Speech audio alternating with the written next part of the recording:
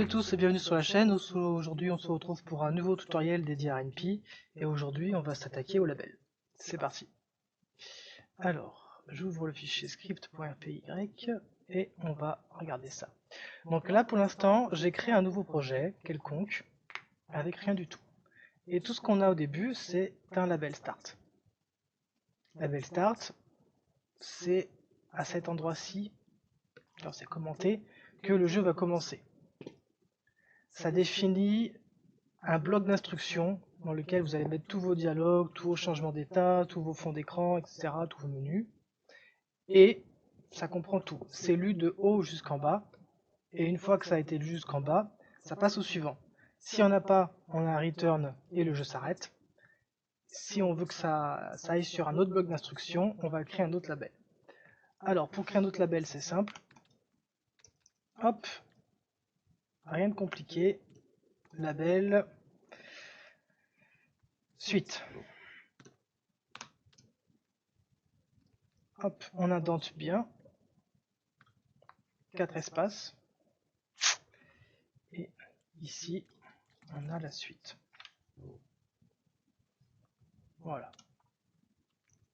On peut créer encore un autre label. Qu'on va appeler presque la fin. C'est bientôt fini.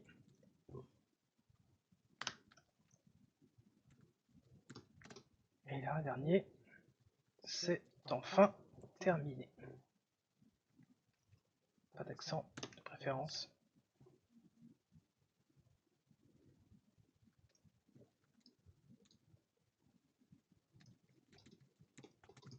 Voilà. Et je place un return. Alors comme en général le code en RNP est lu de haut en bas, toutes les actions vont s'enchaîner, les unes après les autres. Donc si on fait un test, hop,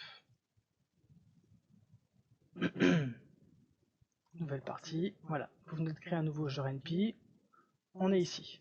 On passe à la ligne suivante, et on arrête, parce que j'ai pas enlevé le return, forcément. C'est ma faute.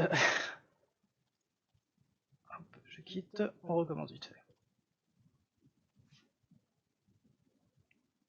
Voilà, donc nouvelle partie, on y est.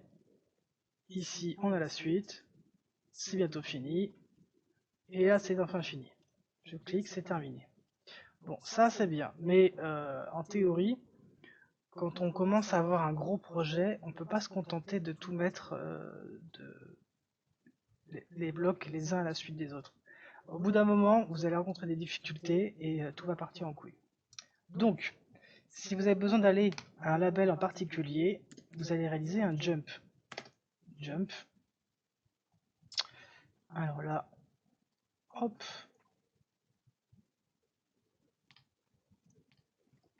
Ici. Là, on va aller presque la fin. Donc, une fois qu'on a commencé au start, on passe à celui-ci.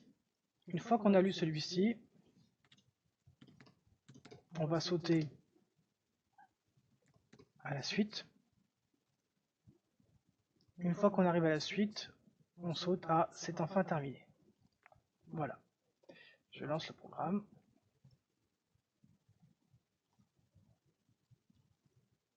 C'est bientôt fini. Donc, on est bien passé ici. On est remonté à la suite. Et on bascule ici. Voilà, ça c'est le principe du label. Il y a plein d'autres fonctionnalités du label qu'on essaiera de voir dans une vidéo normalement juste après. Et alors juste une petite spécification, c'est que quand vous avez besoin de créer des labels, vous n'êtes pas obligé de tout mettre dans le fichier script. Vous avez la possibilité, hop, alors, voilà, on est dans le label. Voilà, on y verra plus clair. Donc, je peux créer tout simplement un nouveau fichier que je vais appeler maison.rpy. Voilà. ici, je vais commencer par label maison. Je suis dans la maison. Voilà. Et je fais un return. Hop. Ça, j'enlève. Et je fais un jump dans maison. Je lance le jeu.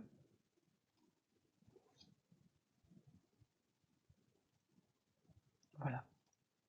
Hop, je suis dans la maison. Donc peu importe si on crée un autre fichier à côté, NP va faire le tri et va automatiquement aller chercher le bon label pour continuer à exécuter le jeu.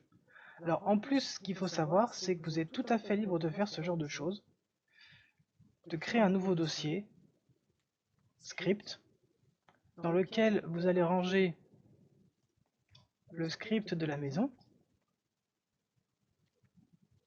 Hop, voilà. Et on peut tout à fait lancer le jeu comme ça. Hop, je relance.